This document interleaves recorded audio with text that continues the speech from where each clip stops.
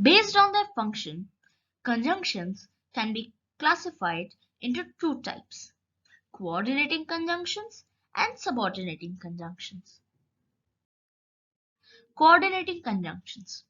We use coordinating conjunctions to join two words, phrases, or sentences that are of the same rank or are grammatically equal or similar. Let's see an example. You can eat here or go to the canteen. The vendor sold fruits and vegetables. The coordinating conjunctions based on the number of words can be divided into two types: single words and correlative. Single word coordinators. These include and, but, or, yet, nor, so, etc. Example: he was angry but controlled himself. Here the conjunction but is a single word coordinator because it is only containing a single word. Thomas is good natured, yet no one helps him. Correlative coordinators. Now, these correlative coordinators include either or, both and, neither nor, not only but also, etc. Let's take an example. Either you are lying or you are totally ignorant. Here, the words either and or are correlative conjunctions because they are correlating with each other. Let's take another example. Tanya not only writes well but also makes great presentations. First, we learned that how coordinating conjunctions are divided into two types based on the number of words they consist.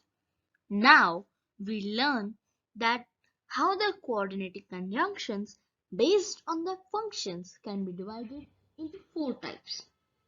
These are cumulative coordinators, adversative coordinators, alternative coordinators, and elative coordinators.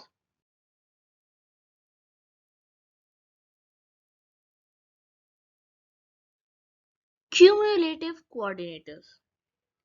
Coordinators may simply join or add one statement to another. Such coordinators are called cumulative coordinators. Let's take an example. Mother was cooking in the kitchen, father washed the clothes. These are two separate sentences which can be joined like this. Mother was cooking in the kitchen, so father washed the clothes. Here the conjunction so is joining the two statements together. So it is a cumulative coordinator. Let's take another example. I learned French. I learned Russian. I learned French as well as Russian. Now let us take a look at adversative coordinators. To show contrast between two statements, we use adversative coordinators. Some examples are but, yet, and while. Let's take a note here.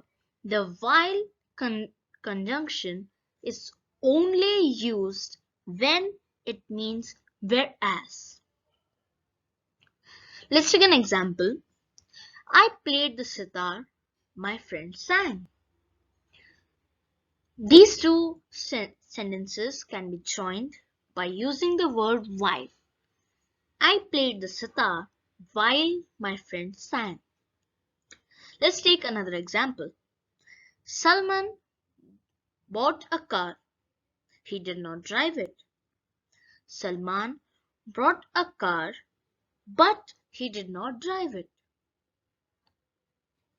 So here you will be able to see that both the sentences show contrast between them. Alternative coordinators. Alternative coordinators offer a choice between two alternatives. Some examples are otherwise, or, else, either or, and neither nor. Example, Payal can go to Kolkata, Bina can go to Kolkata. So here we can join these sentences like this. Either Payal or Bina can go to Kolkata. So here can you see the words either and or are showing the alternatives that either Payal can go or Bina can go. Let's take another example. Take a raincoat, you will get wet.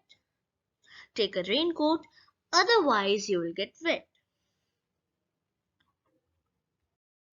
Now, let's take a look at relative coordinators. We use some coordinators to suggest an inference or a reason. Such coordinators are called relative conjunctions or coordinators. Some examples are for and so. Let's take an example. Tinu felt sleepy. He had eaten too much. Tinu felt sleepy for he had eaten too much. Here, the, the conjunction for is suggesting the reason for why the Tinu felt sleepy. Hari was bored. Hari played video games. Hari was bored, so he played video games. Here, the word so is also suggesting the reason why Hari played video games.